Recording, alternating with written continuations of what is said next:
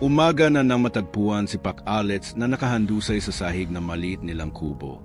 Dawis na pawis, nangingitim ang ilalim ng meta, at halos hindi na humihinga. Ang mga kandilang ginamit sa ritual ay tunaw na. Ang sahig may bakas ng asin at abo, at ang amoy ng nasunog na insenso kumakapit pa sa hangin. Tahimik ang buong baryo pero sa loob ng bahay nila, parang may dumaan na bagyo. Si Bumelda nakaupo sa tabi niya. Nanginginig ang kamay habang pinupunasan ang noo ng asawa. Hindi siya umiyak. Mas delikado kapag hindi siya umiyak. Ibig sabihin, ubos na ang lakas niya para magpakawala ng takot. Ilang oras lang ang nakalipas. Naririnig pa sa labas ang mga dasal niya. Haulit-ulit, arang ayaw pakawalan ang isang bagay na pilit kumakawala. May narinig daw ang kapitbahay na sigaw. Hindi sigaw ng tao. Hindi rin iyak ng hayop. Isang tunog na parang galit at gutom na pinagsama.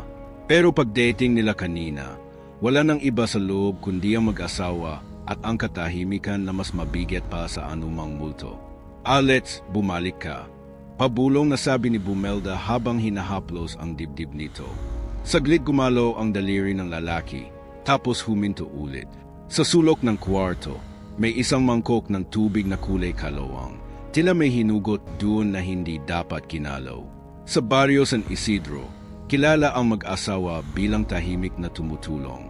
Walang tarpaulin, walang bayad, walang yabang.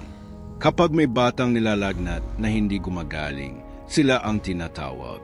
Kapag may asawang biglang naninikip ang dibdib matapos makipag-away sa kapitbahay, sila ang sinusundo. Hindi sila nagkukuwento kung saan nanggagaling ang lakas nila. Hindi sila nagpapaliwanag kung bakit minsan, pagkatapos ng ritual, pareho silang namumutla na parang may iniwan sa kanila na hindi nakikita. Pero kagabi iba. Kagabi may mali. Kagabi may bumisita na hindi nila inimbitahan. At habang hinihintay ni Bumelda na muling bumukas ang mata ng asawa, alam niyang hindi aksidente ang nangyari. May nakalusot sa proteksyon nila. May nakapasok sa mismong sentro ng dasal. At mas masakit isipin, parang kilala siya ng bagay na iyon. Arang tinawag siya sa pangalan bago umatik. Sa labas, unti-unting nagigising ang baryo. May nagbubukas ng sari-sari store. May tricycle na umaandar na may sabit na estudyante sa likod. May marits na nakakap, handang magdugtong ng kwento. Pero wala pang nakakaalam na ang dalawang taong inaasahan nilang sasagip sa dilim ay muntik nang hindi na bumalik mula roon. Si Pac Alets, ang lalaking kaya magpahinto ng pangingisay sa isang dasal lang, ngayon nakahiga, tahimik para may hinihintay na desisyon mula sa langit o sa kung saan man. At si Bumelda, na sana'y makipag-usap sa hindi nakikita, ngayon tahimik din kasi alam niya ang totoo. Ang lakas na ginagamit nila, hindi libre, hindi rin walang hanggan. May pinanggagalingan iyon, may pinaguhugutan. At kapag may ibang mas makapangyarihan na gustong umangkin doon, may magbabayad. Dahan-dahang bumukas ang mata ni Pac Alets. Saglit lang, pero sapat para marinig niya ang bulong sa hangin. Hindi galing sa asawa niya, hindi galing sa labas. Isang paalala na hindi pa tapos ang laban. Dahil lang magpagaling, madali lang kung sugat ng tao. Pero kung ang kalaban mo, galit na matagal nang naghihintay, ibang usapan na iyon. At sa pagkakataong ito, malinaw ang babala na iniwan sa kanilang dalawa. Madali lang magpagaling pero ngayon may kapalit. Sa baryo San Isidro, mabilis kumalat ang balita kahit walang nagsasalita ng diretso. Isang umaga lang ang lumipas, pero iba na ang tingin ng mga tao sa bahay ni Pac Alets at Bumelda. Hindi dahil natatakot sila, kundi dahil ramdam nilang may mabigat na nangyari. Sa tapat ng sari-sari store ni Aling Cora, nagkukumpulan ang mga suki habang nakakap sa plastik na baso. Narinig mo ba kagabi? Bulong ng isa. Parang may baboy na kinakatay pero walang dugo. Sagot ng isa pa. SA, baka marinig ka. Sa kabilang kanto, si Mang Rudy na tricycle driver, nagkukuwento sa pasahero habang naghihintay ng boundary. Hindi normal yon. Ilang taon na sila dito, ngayon lang may ganong ingay. Pero pag dumadaan si Bumelda, tumatahimik lahat. Ngumingiti pa rin siya. Pareho pa rin ang lakad niya. Marahan, diretso, parang walang nangyari. Pero mapapansin mo mas manipis ang boses niya kapag bumabati. Mas maiksi ang sagot. Sa loob ng bahay nila, tahimik si Pac Alex. Nakaupo sa bangkong kahoy, hawak ang tasa ng salabat, pero hindi umiinom. Tinitingnan lang niya ang usok na paakyat, parang may binabasa doon. Huwag ka muna tumanggap ng pasyente, mahinang sabi ni Bumelda habang nagtatali ng buhok. Kaya ko, sagot niya pero hindi matatag. Hindi siya sanay umatras. Mula pa noon, bago pa sila lumipat sa San Isidro, may kakaiba na sa kanya. Sabi ng lola niya, minana raw niya ang pakiramdam. Yung tipong alam mo kung sino ang may mabigat na dala kahit hindi nagsasalita. Si Bumelda naman, mas tahimik ang pinagmulan. Lumaki sa probinsyang mas bundok kaysa bahay. Natutong makinig sa hangin. Natutong magbasa ng panaginip. Hindi sila naghanap ng ganitong buhay. Pero habang tumatagal, ang baryo ang kusang kumakatok sa pinto nila. Noong nakaraang buwan lang, may batang lalaki na 3 araw nilalagnat. Dinala sa health center, walang makita. Nang dalhin sa kanila, nagdasal lang si Pac Alex, hinaplos ang noo, at kinabukasan naglalaro na ulit sa kalsada. Walang bayad. Isang supot lang ng saging ang iniwan ng nanay bilang pasasalamat. Minsan naman may babaeng hindi makatulog, laging may anino sa gilid ng kama. Isang gabi lang kinausap ni Bumelda ang hindi nakikita. Kinaumagahan tahimik na ang bahay. Ganon sila dito. Hindi sikat, hindi maingay. Pero kapag may hindi may paliwanag, sa kanila napupunta. Kayang gayon, kahit may kaba ang mga tao, mas malakas ang tiwala. Baka sinusubok lang sila, sabi ni Aling Cora habang inaayos ang paninda. Mas malakas ang Diyos, sagot ng kapitbahay. Sa hapon, may dumating na dalagitang umiiyak, hawak ang kamay ng kapatid na nanginginig. Napatingin si Bumelda kay Pac Alex. Sandaling katahimikan. Isang tingin na puno ng tanong at takot. Pero tumayo pa rin siya. Dahil sa baryo na ito, kapag may kumotok, hindi mo pwedeng sabihing bukas na lang. At habang binubuksan niya ang pinto, hindi alam ng mga taong nakasilip sa bintana na ang simpleng pagpasok ng batang iyon ay simula na ng mas mabigat na unos na paparating. Inahiga nila ang batang lalaki sa banig na nakalatag sa gitna ng sala. Pawis na pawis ito kahit malamig ang hangin. Nanginginig ang kamay at ang mata nakapikit pero mabilis gumagalaw ang talukap. Parang may pinapaanood na bangungot sa loob. Kuya, gising, nandito na tayo. Umiyak na sabi ng dalagitang kapatid. Si Pac Alex lumuhod sa tabi. Marahang hinawakan ang pulso ng bata. Mabagal. Minsan mabilis. Hindi pantay. Si Bumelda naman tahimik na nagsindi ng kandila at naglagay ng mangkok na may tubig at asin sa may paanan. Sa labas ng bahay, may ilang kapitbahay na kunwaring napadaan lang, pero halatang nakikinig. Kailan nagsimula? Tanong ni Pac Alex, hindi naalis ang tingin sa bata. Kagabi po, may narinig daw siyang tumatawag sa likod ng bahay. Akala niya si Papa, pero patay na po si Papa 2 taon na. Napatingin sandali si Bumelda sa asawa. Hindi sila nagsalita, pero nagkaintindihan. May tumatawag, at sinagot, "May nakita ka ba?" Tanong ni Bumelda sa bata kahit hindi ito sumasagot. Biglang bumuka ang bibig ng bata, pero hindi sariling boses ang lumabas. Mahina, gas-gas, parang nanggagaling sa malalim na hukay. Hindi malinaw ang salita, pero sapat para manginig ang dalagita. Bulong ng bata, pero hindi ito ang boses niya. Napahigpit ang hawak ni Pac Alex sa kamay ng pasyente. Hindi ka taga rito, mariin niyang sabi, parang may kausap na iba. Saglit tumahimik ang bata, tapos biglang napangiwi, at ang katawan umangat ng bahagya sa banig bago bumagsak ulit. Sa labas, may napa, Mariusep na kapitbahay. Si Bumelda nagwisik ng tubig na may asin sa noo ng bata habang pabulong na nagdadasal. Ramdam niya ang lamig na hindi galing sa hangin. Arang may aninong nakasiksik sa likod ng dingding. Pakawalan mo siya, utos ni Pac Alex, pero may pagod ang boses. Isang iglap, bumukas ang mata ng bata. May itim.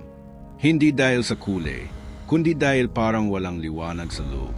Nakatingin ito diretso kay Pac Alex at sa sandaling iyon, may pumasok na pakiramdam sa dibdib niya. Parang may kumikiliti na alaala. Arang kilala niya ang presensyang iyon. Biglang bumagsak ang bata at nagsimulang umiyak, normal na iyak, takot at pagod. Ulit niya, sariling boses na. Dahan-dahang bumalik ang kulay sa mukha. Napahinga ang dalagita, halos mapaupo sa sahig sa sobrang ginhawa. Salamat po, salamat po. Hindi ngumiti si Pac Alex. Tahimik lang siyang tumayo. Ang kandila sa gilid, biglang namatay kahit walang hangin. Si Bumelda na patingin doon, tapos sa asawa. Alam nilang may umalis, pero alam din nilang hindi tuluyang nawala. Paglabas ng magkapatid, sinalubong sila ng mga kapitbahay na kunwaring nagwawalis. Okay na ba? Ano daw? Tanong ng tanong. Sa loob, umupo si Pac Alex at hinawakan ang dibdib. Narinig ko siya, mahina niyang sabi. Parang deity. Nanlamig ang kamay ni Bumelda. Hindi pa tapos, sagot niya. Sa labas, tila normal ang hapon. May nagbebenta ng kwek-kwek sa kanto. May batang naglalaro ng tumbang preso. Pero sa hangin, may naiwan na bakas, parang may nagmarka sa bahay nila. At sa unang pagkakataon mula kagabi, malinaw na sa mag-asawa na ang kumatok ngayon ay hindi basta ligaw na espiritu. May pakay. At bumalik ito hindi para manghiram, kundi para maningil. Hindi pa man lumulubog ang araw, may dalawa pang kumatok sa bahay nila. Isang matandang lalaki na ilang linggo nang hindi makatulog at isang buntis na babae na laging nananaginip na may nakatayo sa paanan ng kama niya. Deity, kaya pa nilang harapin ang ganitong sunod-sunod na kaso. Pero ngayon, bawat pagpasok ng pasyente parang may kasamang aninong sumusunod sa likod. Habang kinakausap ni Bumelda ang buntis, napapansin niyang mas malamig ang sahig kaysa deity. Parang may singaw ang lupa. May naamoy ka ba minsan? Tanong niya. Parang sunog na dahon o bulok na tubig. Napalunok ang babae. Opo, tuwing madaling araw. Sa kabilang sulok, si Pac Alex tahimik na nakikinig sa matanda. May bumubulong po sa tenga ko pagpatay na ilaw. Sinasabi, hindi pa tapos. Tumigil ang lalaki at napahawak sa rosaryo. Saglit na katinginan ang mag-asawa. Pareho ang linya. Hindi pa tapos. Parang may mensaheng sinasadya. Sa gitna ng ritual para sa buntis, biglang kumalabog ang pinto kahit walang hangin. Napasigaw ang isang kapitbahay na nakasilip sa bintana. Hoy, isara niyo na. Pero ang pinto, kusang bumukas muli. Si Bumelda hindi natinag. Itinaas niya ang kamay at ipinagpatuloy ang dasal.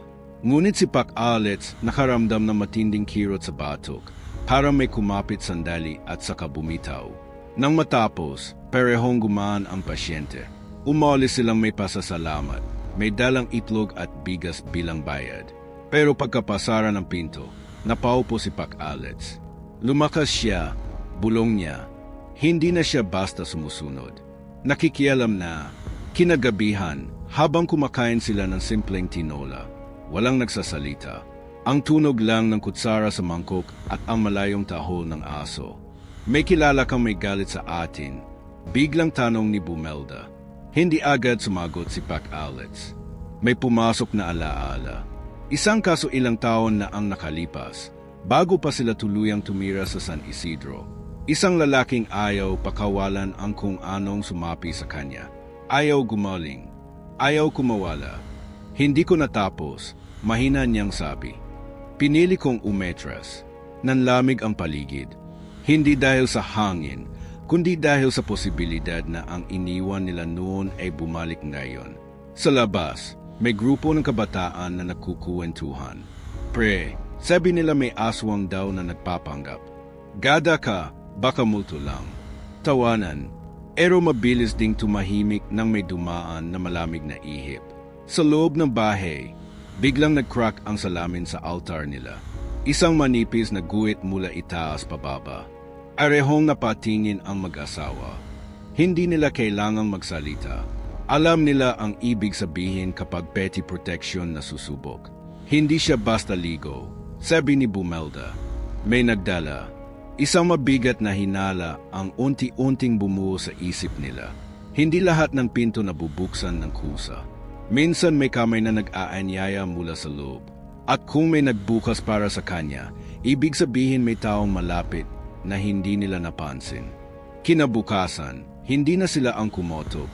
Ang baryo na mismo ang nagdala ng balita. May binatilyong natagpuang walang malay sa likod ng lumang kamalig malapit sa ilog. Buhay, pero malamig ang balat at may mga marka sa braso na parang hinawakan ng mahigpit. Dinala siya diretso sa bahay ni Pac-Alex at Bumelda, halos buhat ng mga kapitbahay. Hindi na kami dumaan sa health center, sabi ni Mang Rudy, inihingal. Alam naming dito dapat. Agkahiga pa lang ng binatilyo sa banig, napansin agad ni Bumelda ang kakaiba. May manipis na amoy ng kalawang at basang lupa na sumisingaw sa hininga nito. Si Pac-Alex lumapit, dahan-dahang ipinatong ang kamay sa noo. Sa sandaling iyon, parang may kumirot sa ilalim ng balet niya, parang may kuryenteng dumaloy paakyat sa braso. Umetras siya ng kalahating hakbang. Hindi ito basta atake, bulong niya. May nag-imbita. Anong ibig mong sabihin? Tanong ni Aling Cora na hindi mapakali sa gilid. Hindi siya sinagot. Sa halip, nagsindi si Bumelda ng 3 kandila at inilagay sa hugis at sulok sa palibot ng ulo ng binatilyo. Habang nagsisimula ang dasal, biglang kumunot ang noo ng pasyente at umangat ang katawan nito na parang hinihila ng hindi nakikita. May ilang napasigaw. Huwag kayong lalapit. Maring sabi ni Pac-Alex. Sa loob ng ilang segundo, naging mabigat ang hangin. Parang may dumaan na anino sa likod ng bawat isa. Tapos, malinaw na malinaw, may boses na narinig, hindi mula sa bibig ng binatilyo, kundi mula sa pagitan ng mga kandila. Bumalik ako. Naniga si Pac-Alex. Hindi dahil sa takot, kundi sa pagkilala. Ang timbre, ang galit, ang paghihintay. Biglang bumalik sa alaala niya ang lalaking hindi niya natulungan noon. Ang lalaking pinili niyang iwan dahil mas pinili nitong yakapin ang dilim kaysa kumawala. Ikaw, mahina niyang sabi, halos hindi gumagalaw ang labi. Hindi mo ako tinapos, sagot ng boses. May halong tawa na parang kinakalawang na pinto. Hindi mo ako pinili. Napatingin si Bumelda sa asawa at sa unang pagkakataon mula nang magsimula ang gulo, nakita niya ang bigat ng konsensya sa mukha nito. Hindi ito random. Hindi ito ligo. Ito ay utang. Isang pagkakamaling iniwan sa nakaraan na ngayon ay bumalik, mas malakas, mas galit. Biglang bumagsak ang binatilyo at nagsimulang umubo. Normal na ubo. Humihinga. Umiyak. Ang mga kandila sabay-sabay na namatay. Sa labas, nagliparan ang mga ibon mula sa puno ng mangga. Tahimik ang lahat sa loob. Hindi pa ito ang dulo, sabi ng boses bago tuluyang nawala. Pero ang huling salita parang nakabaon sa dingding. May nagbukas para sa akin. Nanlambot ang tuhod ni Pac-Alex. Kung ang bumalik ay ang dating iniwan niya at may nagbukas ng pinto para rito, ibig sabihin may taong malapit sa kanila ang kusang nag-anyaya sa dilim. At sa baryong maliit kung saan lahat magkakakilala, mas nakakatakot ang katotohanan ang kalaban ay hindi lang nasa labas ng bahay, kundi posibleng nasa loob ng tiwala nila. Hindi na nila kailangang maghintay na matagal para lumitaw ang bitak sa tiwala. Kinagabihan, habang tahimik ang baryo at ang ilog ay halos hindi gumagalaw, may kumatok sa likod na pinto. Hindi malakas, 3 marahang katok lang. Si Bumelda ang unang lumapit, pero hinawakan ni Pac-Alex ang braso niya. Ako na, bulong niya. At bukas ng pinto, bumungad si Junel, ang binatilyong tinulungan nila noon sa kabilang baryo, ang pamangkin ng lalaking hindi niya natapos ang kaso. Mas matanda na ngayon, pero pareho ang mga mata. May halong hiya at galit. Pwede po ba tayong mag-usap? Tanong niya, nanginginig ang boses. Sa loob, umupo silang 3 sa harap ng altar. Walang kandila, walang ritual. Direct ang usapan. Si Tito, hindi na po siya gumaling noon, simula ni Junel. Simula nang umalis kayo, lalo siyang lumala. Sabi niya, iniwan niyo siya. Nanahimik si Pac Alex. Hindi niya may paliwanag noon kung bakit umetras siya. May mga laban na alam mong kapag itinuloy mo, may masisira sa'yo. Hindi siya tumanggap ng tulong, sagot niya sa wakas. Pinili niyang manatili sa kung ano ang kumapit sa kanya. Napapikit si Junel. Alam ko, pero galit pa rin siya. Hanggang namatay, bumigat ang hangin. Bago siya namatay, tuloy ni Junel, may pinagawa siya sa akin. Dahan-dahan niyang inilabas mula sa bulsa ang isang maliit na tela na may nakabalot na bagay. Pagkabukas, lumantad ang isang pirasong buto na may ukit na hindi pamilyar. Nanlamig ang kamay ni Bumelda. Dinala ko dito, mahina niyang sabi, kasi sabi niya, dito raw matatapos. Isang iglap, umihip ang malamig na hangin sa loob kahit sarado ang bintana. Ang buto, tila nag-init sa pagitan nila. Hindi mo alam ang ginawa mo, maring sabi ni Pac Alex, pero hindi galit ang tono, takot. Akala ko po makakatulong. Pumatak ang luha ni Junel. Pagod na ako sa bangungot. Akala ko pag naibalik ko dito, titigil. Sa sandaling iyon, malinaw ang lahat.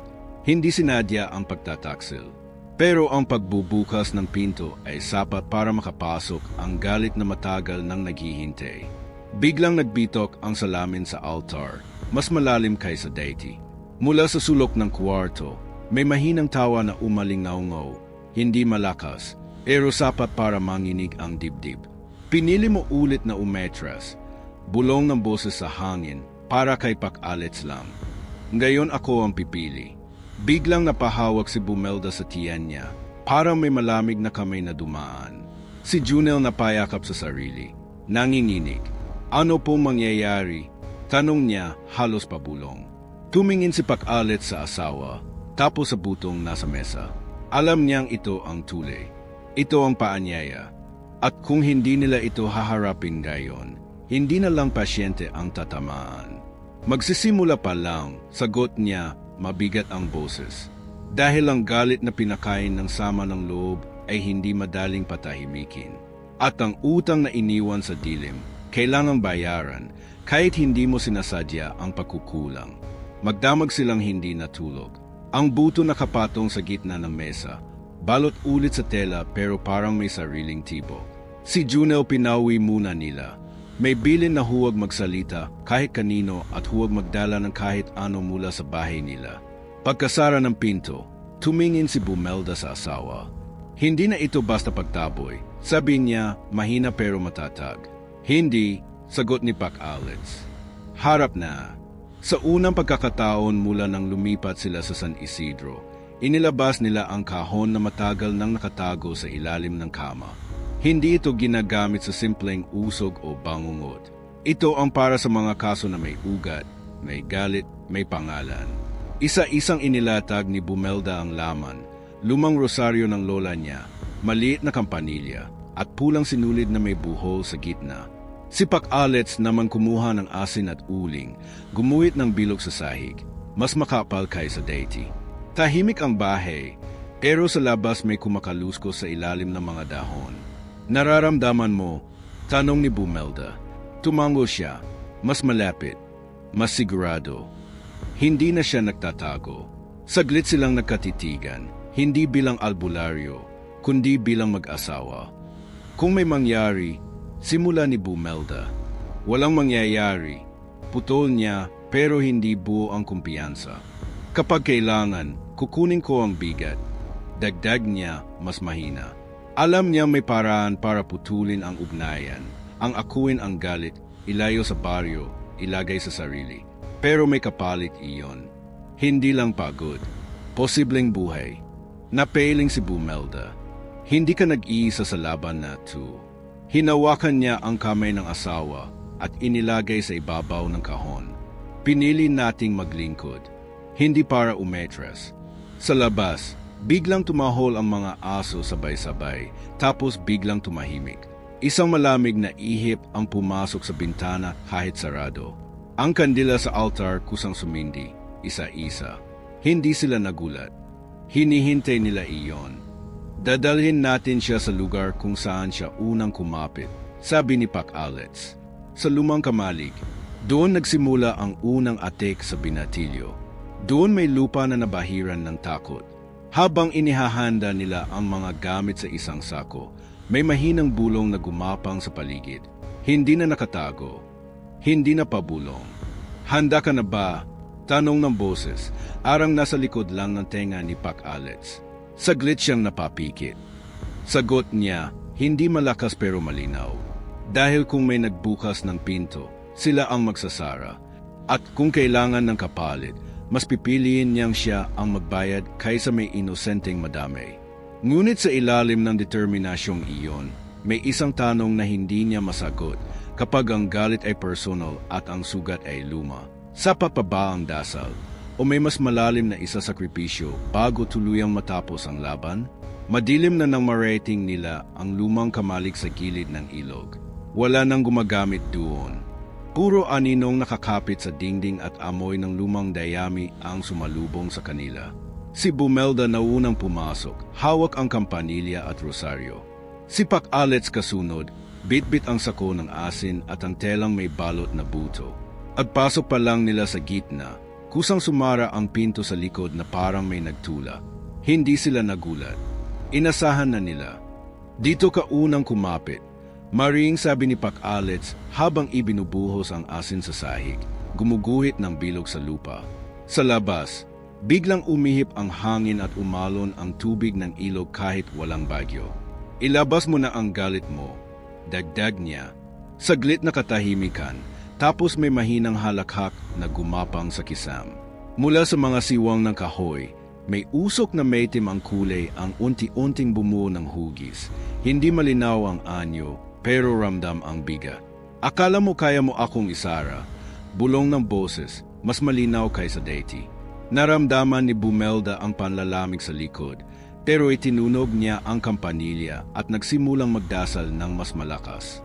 Pakawalan mo ang baryo, sigaw ni Pac Alex. Biglang sumiklab ang kandila sa loob ng bilog. Tapos sabay-sabay na namatay. Naramdaman niya ang kirot sa dibdib, mas matindi kaysa kadabi.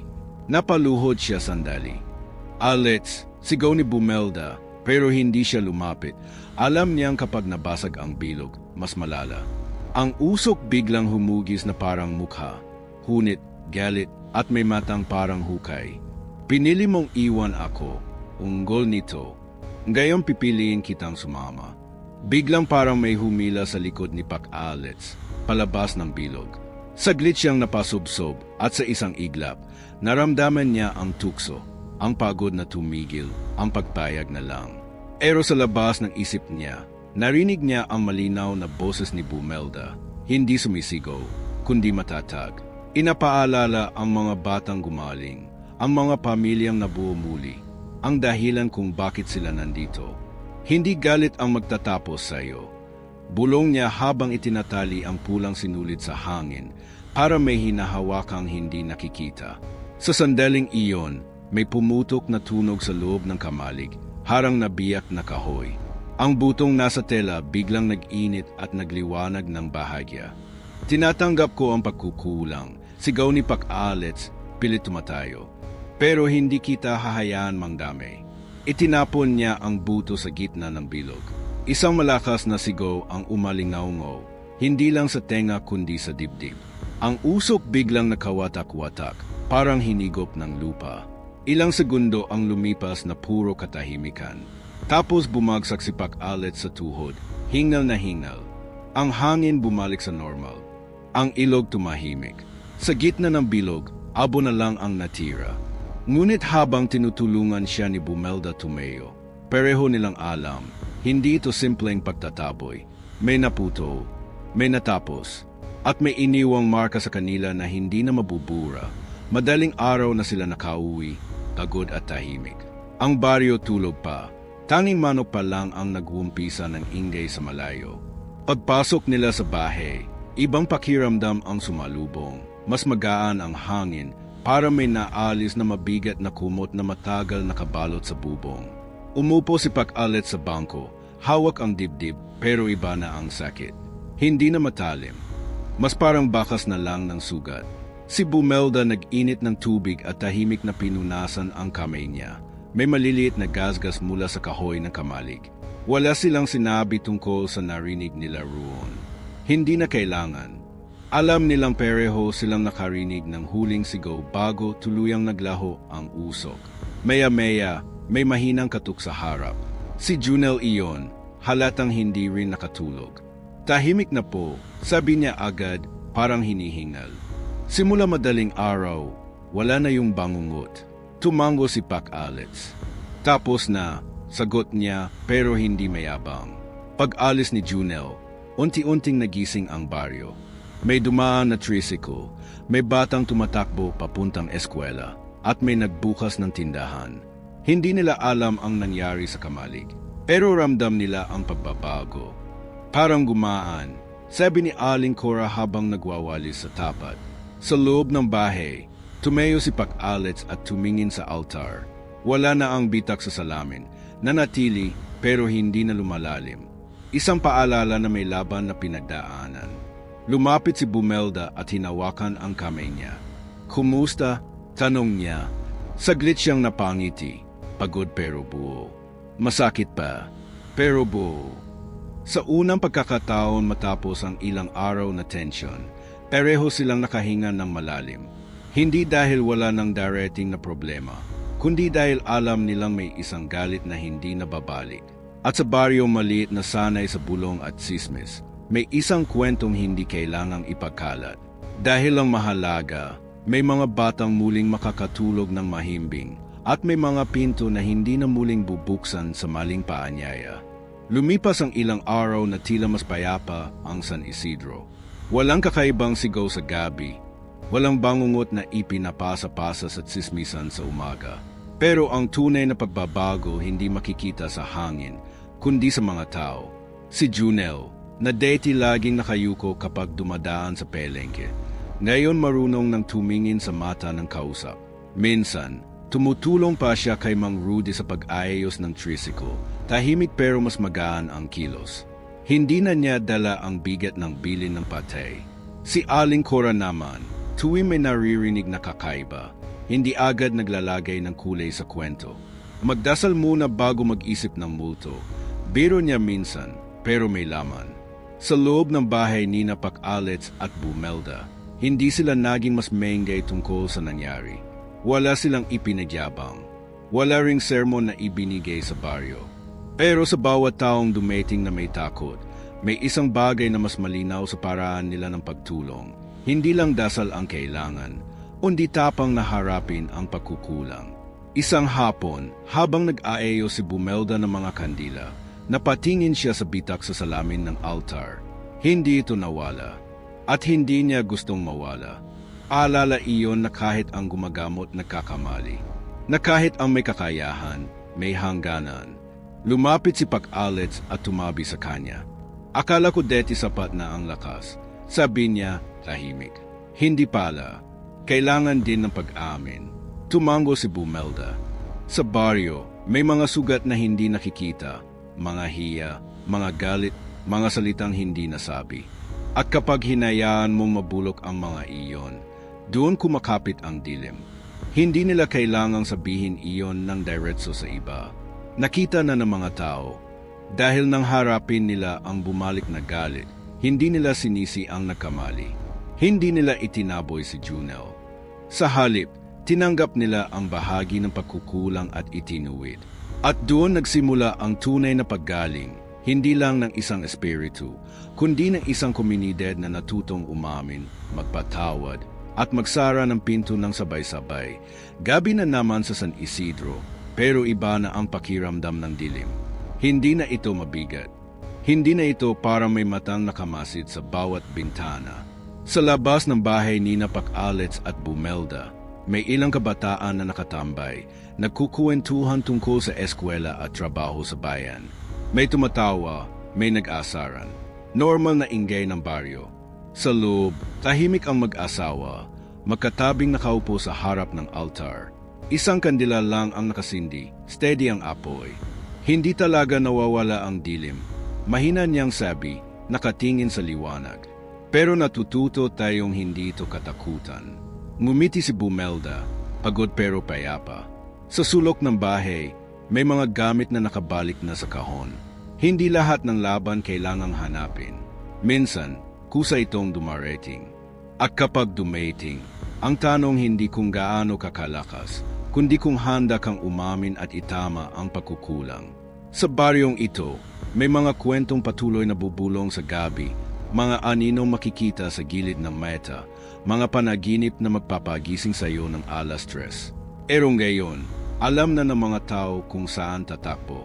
Hindi lang sa bahay ng albularyo, kundi sa isa't isa. Dahil lang tunay na proteksyon, hindi lang asin o dasal, kundi komunidad na marunong magsara ng pinto sa galit at magbukas ng pinto sa pag-unawa.